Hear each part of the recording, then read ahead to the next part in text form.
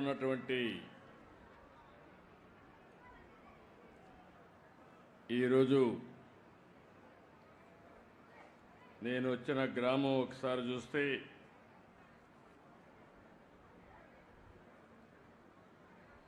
బుడగట్లపాళెం.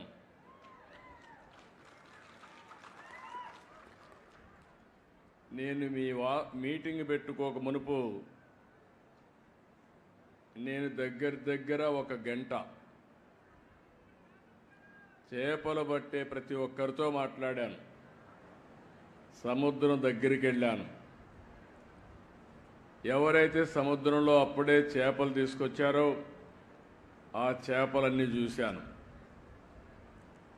అయితే ఇప్పటికే లేట్ అయింది కాబట్టి చాలా చేపలు చనిపోయే పరిస్థితి. అడిగాను, బ్రతికి తీసుకొస్తారా లేకుంటే కొన్ని చనిపోతాయంటే 2 విధాలుగా ఉంటుందని వాళ్ళు చెప్పారు.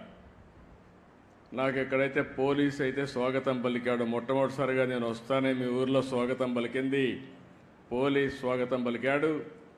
పోలీస్ ఎట్లయితే బందోబస్తుగా వస్తారో దానికంటే సమర్థవంతంగా అన్నీ నాకు ఎక్స్ప్లెయిన్ చేశాడు, మీ సమస్యలన్నీ. అక్కడి నుంచి నేరుగా మీ కష్టాలన్నీ కూడా విన్నాను.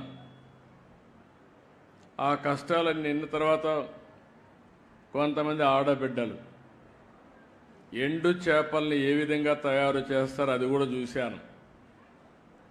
ఎవరైనా చేపలు ఎక్కువగా వచ్చినప్పుడు అవి మిగిలిపోతే ఆ చేపల్ని ఏ విధంగా ఎండబెట్టాలనో ఎండబెట్టి మళ్ళీ ఆ చేపలను నెత్తిన పెట్టుకొని గ్రామం పోయి అమ్ముకొని మళ్ళీ ఇక్కడికి వస్తున్నారు. వాళ్ళ కష్టాలు చూశాను. అక్కడి నుంచి నేరుగా బోట్ ఏ విధంగా రిపేర్ చేస్తారో పడవలు అది కూడా చూశాను. ఈరోజు చిన్న స్పేర్ పార్ట్స్ కూడా లేకుండా ఎక్కడికో పోయి శ్రీకాకుళం విశాఖపట్నం పోయి తెచ్చుకునే పరిస్థితి ఉంది. ఇంకో పక్కనే చేపలన్నీ వచ్చినప్పుడు పట్టుకుని తీసుకుని ఎవరైతే అమ్ముతారో అది కూడా చూశాను.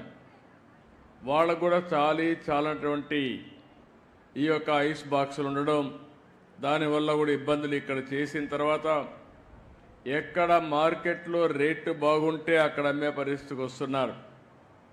మీరందరూ కూడా పేదవాళ్ళ కష్టాలు చూశాను.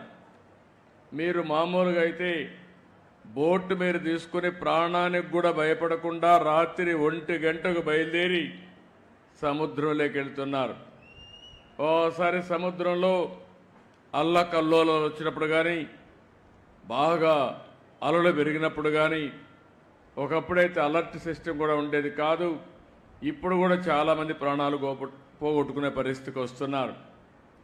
అయితే ఇక్కడ జరిగేది, కొంతమంది బోట్లన్నీ వాళ్లే కొని, మీ దగ్గర పెట్టుబడి లేదు కాబట్టి మీరు పట్టుకొచ్చిన చేపలు వాళ్లే తీసుకుని ఆ చేపల్లో సగం డబ్బులే మీకు ఇచ్చి వాళ్ళు మాత్రం బలిచిపోతున్నారు కానీ బాగుపడుతున్నారు, కానీ మీరు మాత్రం నష్టపోతున్నారు.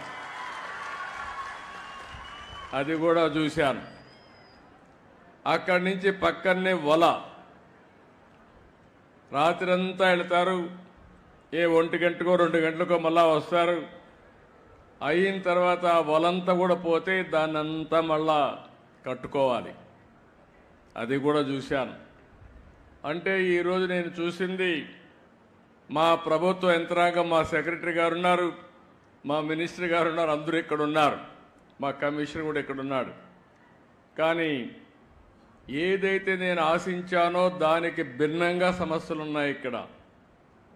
మీరందరూ ఒక్కసారి ఆలోచిస్తే, ఏవైతే మత్స్యకారు గ్రామాలు తెలుగుదేశం పార్టీ వచ్చిన తర్వాతనే మీ యొక్క దిశ మారింది. ఇది యథార్థం అనే విషయం మీరు గుర్తుపెట్టుకోవాలి.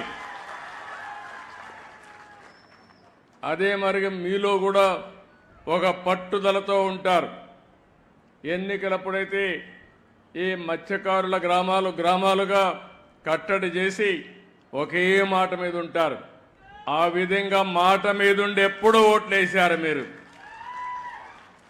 ఎప్పుడు కూడా తెలుగుదేశం పార్టీకి, ప్రస్తుతం ఎన్డీఏ పార్టీకి వెనుకబడిన వర్గాలే వెన్నెముక.